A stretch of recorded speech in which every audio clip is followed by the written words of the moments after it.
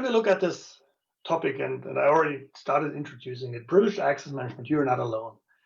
There are tight relationships to cybersecurity, to other areas of identity and access management, but also, for instance, to IT service management. And from my perspective, one of the interesting points is when you look at a PAM project, there frequently is a discussion about, is this more part of cybersecurity or is it more part of identity and access management?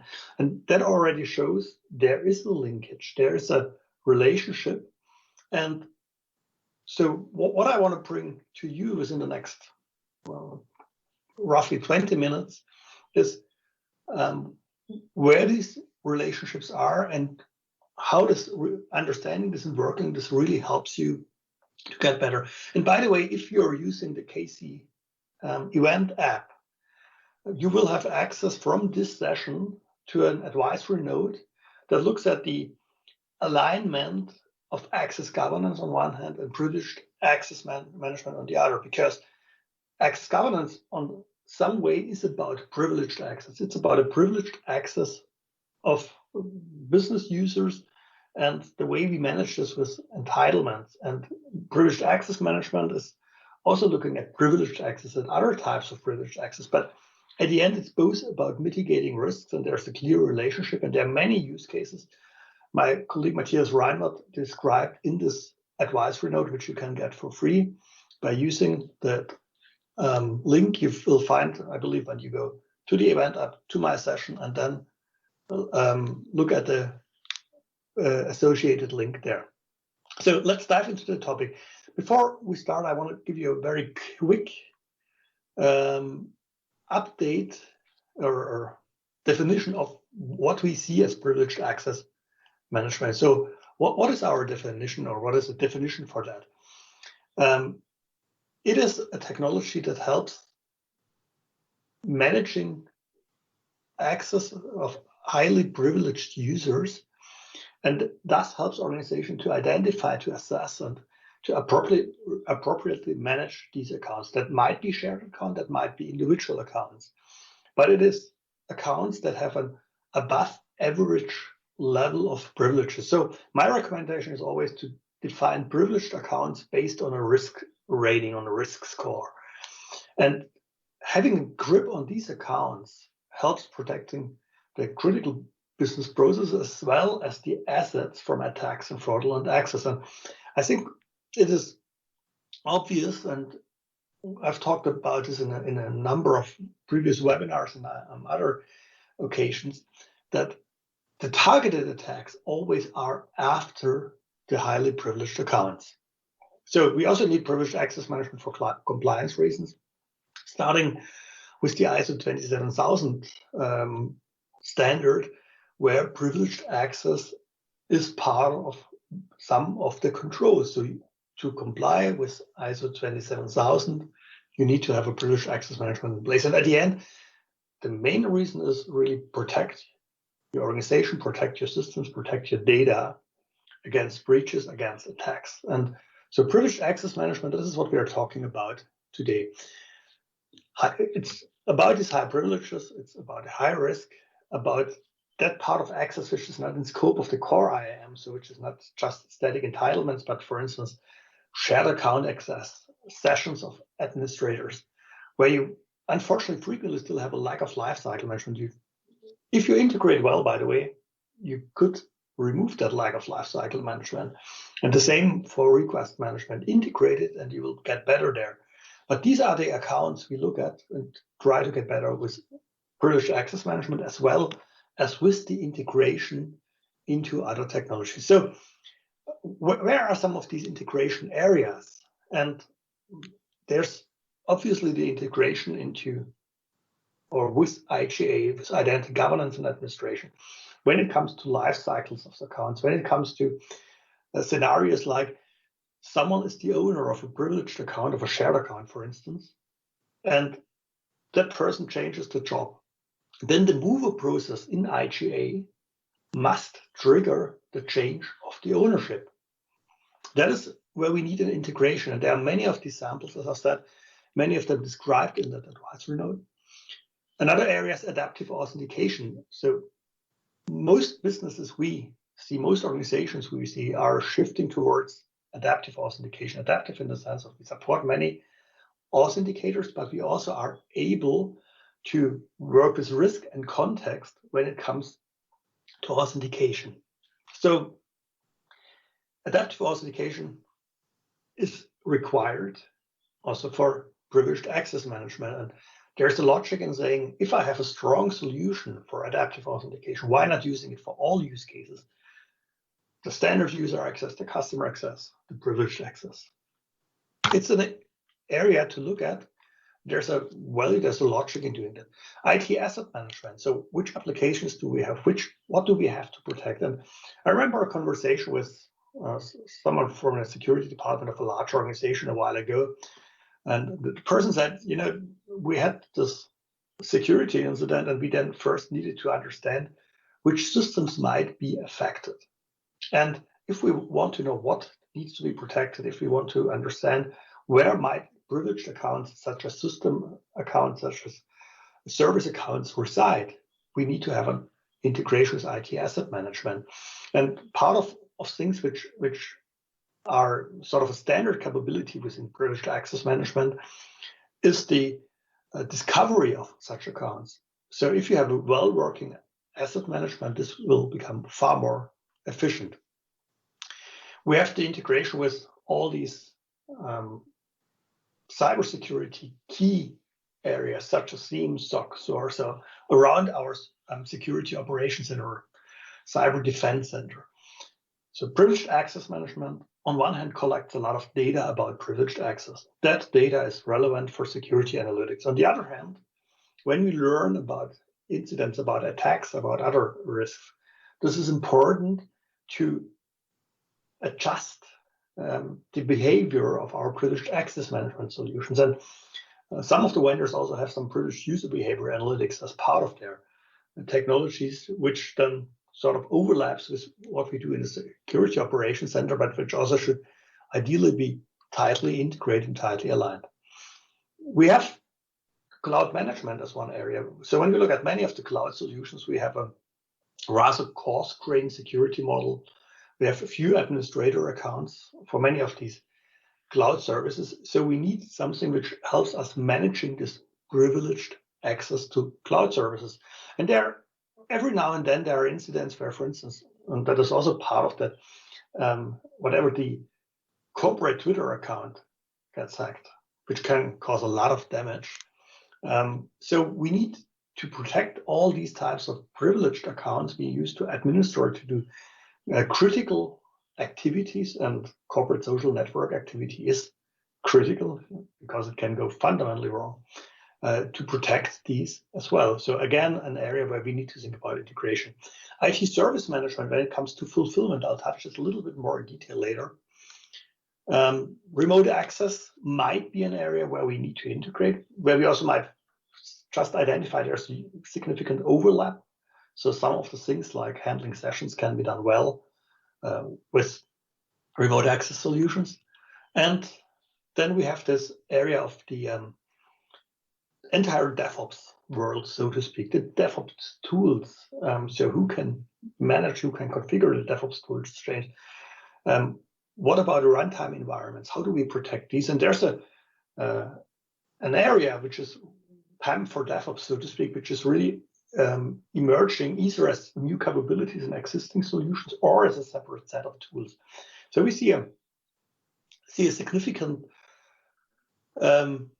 range of areas where we need some, or where we should consider some integration of what we do in PAM with other parts of our IT. So PAM is not alone. It's not an isolated technology. It is something where we need to think about these integrations. And there's this relationship to IGA. So where we have on one hand IGA with the lifecycle processes, with the access governance, with the access request management, and we have the more technical privileged access management, which is about protecting shared accounts, managing sessions, analyzing sessions, etc.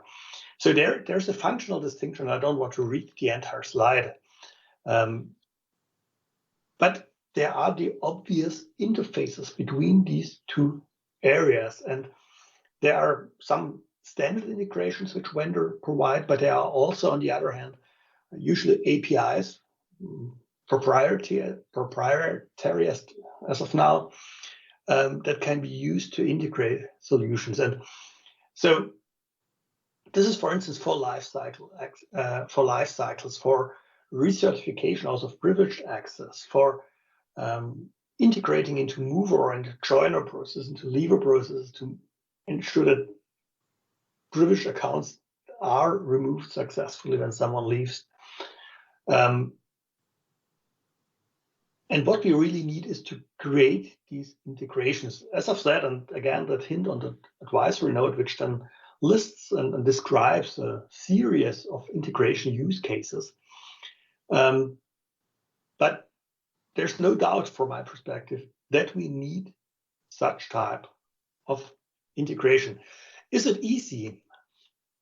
So, to be honest, not that easy. So is it a dream team, IAM, PAM, or an estranged couple? And if you look at the relationship status, then it's a little bit more on the it's complicated side, at least at first impression. So, but there are things which help us to do that. So we must think in process and policies across these domains. Think about how do they integrate, what needs to be done there, and also think about adjusting our policies. So having, for instance, a review process for our PAM-related policies, which define who is allowed to access which account, which session, what is monitored in which way. It requires the technical integration, which is sometimes better, sometimes worse.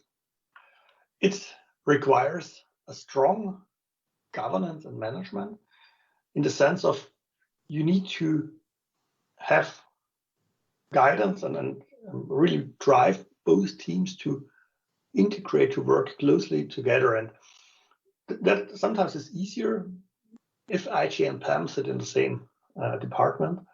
Sometimes it's more complicated if they are sort of somewhat more segregated, but you need to guide it from a management perspective, from a CISO perspective, from an IAM lead perspective. This must be driven and supported. It might also require some organizational adjustments, also around who's responsible for which types of privileges, how do you get the information about what to do. And it requires some maturity level in IAM and IHC as prerequisites. So you should have well-defined processes beyond just the level of a joiner, mover, leaver process. So there's more in that. And so if you do that, you can succeed. And on the other hand, there is this relationship. So we need to do it because it helps us breaking up the governance silos. It helps us enabling real segregation of duties also for privileged access. So if someone has privileged access to the system, to the database, to some application capabilities, then there might be a segregation of duty conflict because people might have far too much power on business systems. So we might end up with implementing also segregation of duty controls, for instance, for administrative access. It helps us in improving security. It also gives us the visibility of all accounts of a person. So not only the ones which are managed through IGA by standard, so the AD account, the SAP account, or whatever, but also all these shared accounts someone has access to, etc. And we can manage it, we can remove access, we can secure better than we can do. So we also can identify these overprivileged accounts and solve various issues such as the recertification or the handover of shared accounts and stuff like that. Some best practices very shortly in the interest of time. So where can you really benefit? One area is application onboarding.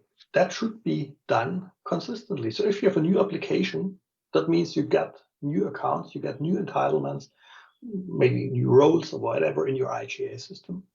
But you also have to onboard shared accounts, you have to manage them. Do it consistently. That's one process. That, by the way, leads us also to the IT service management integration, where things like that should be handled in a consistent manner. It's about the account ownership. I already touched this. So who's the shared account in the mover process? Ensure that it works. Access reviews, again, something which I already touched. Can you really review all access, including the privileged access, which is the one which is of the highest risk? Segregation of duties across all, and at the end, the overall integration to really create a comprehensive identity and access risk management across everything. So there should be a consistent approach, also including access management when it comes to access to authentication and other things for all types of accounts. While PAM then focuses on the privileged, IGA has an impact on standard accounts and privileged accounts, as well as access management for all the target systems and applications. So IGA integration is one part, cybersecurity is another. I already touched it. There's a need for providing information to what you have. So PAM is very focused on a specific area of the privileged accounts and their access, while the overall cybersecurity is a far broader topic. But privileged access, as I already mentioned, is of high importance because targeted attacks always are focusing on these types of accounts. So there are interfaces, and that starts with logs and user behavior data to be shared. And at the end, privileged access management is one control within, or one important area, set of controls within cyber security. It provides capabilities that are essential for every cybersecurity initiative. Again, there's a series of integration points. So where to integrate privileged access management and cybersecurity for an improved mitigation? SIEM and the SOC, yes. Data must flow from PAM into the analytics, into the security operations center to react, but also back from there. For instance, for providing information about new threats, etc., which then can be used in the privileged access management tools. We have this integration with adaptive authentication, which again benefits from real-time information from the security operations center about what are the really critical things. Are there new threats? Are there new types of whatever attacks we need to consider in the risk score within the adaptive authentication? Or are there new things in the context and location, etc., we consider as being critical? So network security, privileged access management, one of the fields where it's applied is protecting network operator access. And so this is commonly a shared account, or still frequently a shared account access, not commonly anymore, but it's still sometimes a shared account access. And it's privileged access. So apply privileged access management to every access to what you still have in your network infrastructure. Cloud security I touched, and also protecting the security solutions. So access to security solutions is highly privileged. So you should have sessions which manage that. Next area, privileged access management, IT service management. I already mentioned the application onboarding. So when you do application onboarding, it is also about IT services which are created, and part of onboarding is something which is in fact some sort of IT service management. And the manual tasks then should be well managed in a standardized manner with the ITSM tool, ending up with onboarding applications to all parts, privileged access management, IGA access management, and the IT service management in a consistent manner. The manual fulfillment tasks, you have a lot of things which are done manually. Access to that. Again, privileged access management can be integrated with ITSM for the ticketing part. The privileged access to the ITSM tool itself, again, there are privileged activities and there are privileged sessions within IT service management. That's where the PAM solution should be applied. For remote access, very short, there might be some overlap. So PAM provides functionalities. You also find in remote access tools, but usually with a stronger management, with a stronger set of capabilities. So there are these links, there are these relationships, and what you really should do, and if you go back to our KC Live event #1, and all the videos are online, I talked about the identity fabrics, and what you should do is you should understand privileged access management as one part of your set of capabilities of an identity fabric, and one important and central service within this identity fabric. So not going into detail on this concept, look at the recordings of our KC Live event number 1. There, my keynote there was on the identity fabric.